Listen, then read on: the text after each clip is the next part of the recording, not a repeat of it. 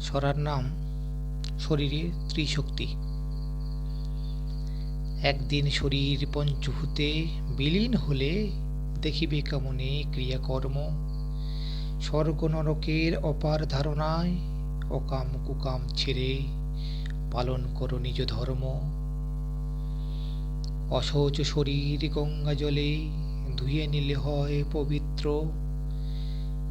শরীর ছাড়া মন বুদ্ধি আর আত্মা থেকে যায় অপবিত্র। সৎকর্মে পবিত্র হয় উচ্চাকাঙ্ক্ষায় ভরা চঞ্চল মন। কলুষিত বুদ্ধি পবিত্র হয় যদি থাকে আত্মজ্ঞান। হরির নাম কীর্তন পূজা অর্চনায় পবিত্র হয় আত্মা প্রাণময়। আত্মা পরমাত্মায় মিলিত হয়ে পরম আনন্দকে করে জয়।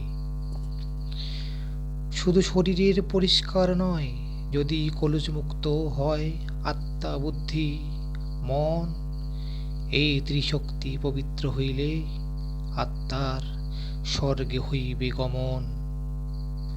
নমস্কার নমস্কার।